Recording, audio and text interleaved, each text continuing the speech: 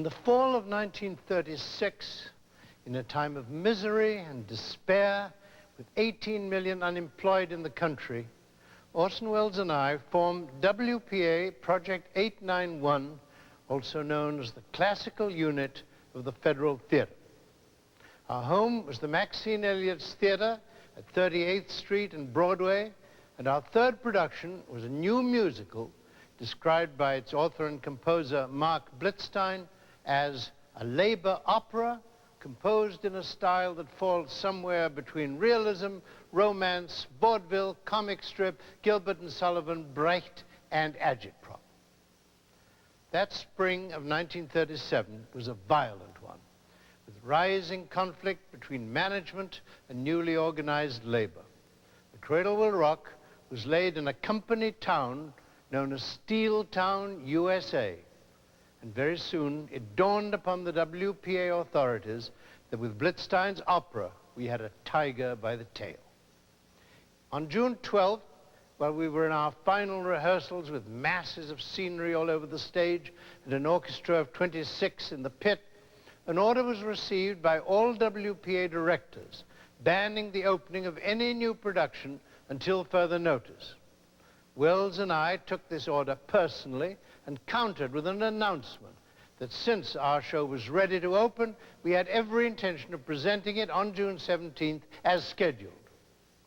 3 days before our premiere, a dozen uniformed WPA security guards invaded the Maxine Elliott Theatre.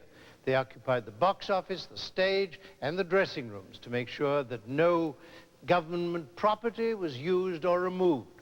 This included scenery, musical scores, and costumes, actors' underwear, and our leading man's toupee. That day, members of our orchestra were notified by their union that if they wished to perform under the management of Welles and Houseman, new contracts must be signed at full union scale for rehearsal and performance. And then the next morning, Actors' Equity reached a similar decision. Our actors were forbidden to appear for us on any stage unless we paid them for 3 full weeks of rehearsal and 2 guaranteed weeks of performance. And since we didn't have a penny, this was entirely out of the question. On the morning of June 17th, we were in the basement of our theater, still blithely announcing the opening of the Cradle Will Rock. We sent for an agent, a little man in a black felt hat who specialized in distressed theaters. Not one was available at such short notice. And now we were finally faced with the grim realization that we had neither scenery, nor costumes, nor orchestra, nor actors, nor a theater for our scheduled and much publicized world premiere. Still, we didn't give up. Gene Rosenthal, later the most famous lighting designer in the American theater, but then a technical apprentice just out of Yale, had been sent with a $5 bill and instructions to acquire a piano. Now she called to say that she'd found one, a battered upright, and what should she do with it? We told her to rent a truck, load the piano onto it, and then call for further instructions. And once again, we informed the assembled press that the Cradle would open that night, even if it meant Marc Blitzstein performing it alone at the piano and singing all the parts. A little after 5, Gene Rosenthal was on the phone to report that she had found a truck, bribed the driver, and hoisted the piano aboard. What should she do now? Keep riding around, we said, and call us every 10 minutes for orders. In the basement, the gloom was beginning to deepen. It was now 7:40, 20 minutes before our announced curtain time, and a crowd of several hundred frustrated customers was gathering in the street outside the theater. Our piano, with Gene Rosenthal on top of it, had been circling the block for more than an hour, and the driver was threatening to quit. After all our big talk, it was beginning to look as though the Cradle would not rock that night after all.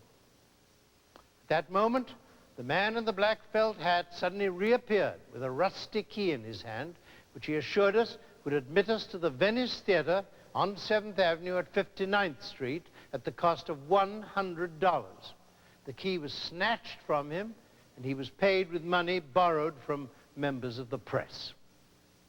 Our cast, including a black chorus of 28, had been patiently sitting in the darkened theater awaiting orders. We told them now, and the crowd outside in the street, that we were moving uptown to the Venice Theater and invited them all to accompany us. From the Maxine Elliott Theater to the Venice is a trip of about 21 city blocks. Since our adopted theater was 3 times larger than our own, everyone was urged to invite 1 or more friends. They arrived by car, by bus, by subway, and on foot. By 8:50, there was not 1 empty seat in the house. Our audience had more than trebled. At 9:01, like partners in a vaudeville act, Orson and I made our entrance in front of a shabby curtain that depicted Mount Vesuvius smoking above the Bay of Naples. We explained to our audience the history of the Cradle Will Rock and told them how the show would have looked and sounded in a full production. Then the curtain rose on Marc Blitzstein sitting alone on stage, pale and tense, but calm at our eviscerated piano. The Cradle Will Rock starts cold, without an overture. Behind us, we could hear Marc's voice setting the scene. Scene 1, street corner, Steel Town, USA, followed by a short vamp before he began to sing.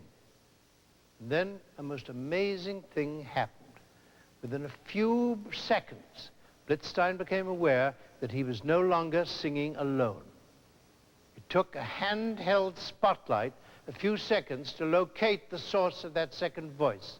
It came from a stage-right box in which a frail young girl in a green dress was standing glassy-eyed with fear, only half audible at first, but gathering strength with every note. Her name was Olive Stanton. And years later, after he'd become famous, Hiram Sherman remembered that if Olive had not risen on cue in that box, I doubt if the rest of us would have had the nerve to stand up and carry on. But she did, and they did. Our actors had been forbidden by their union to appear on stage. There was no ruling against their playing their parts in the house. And that's what they did for the next 2 hours, improvising with amazing ingenuity, unrehearsed, undirected. They played the scenes of Marc's opera in different and unexpected parts of the theater. It was a most glorious evening, and the cheering, the applause lasted so long that the stagehands charged us for an hour's overtime, which we gladly paid. We made the front page of every newspaper in the city and played for 10 days to packed houses. Then the entire cast went back to the Maxine Elliott, all except 2. Orson Welles and myself had been fired for insubordination. 10 days later, we announced the formation of the Mercury Theater. And as our second offering, we once again presented the Cradle Will Rock with Marc Blitzstein still at the piano, and the production, more or less, as you were about to see it, performed by members of the acting company 45 years later.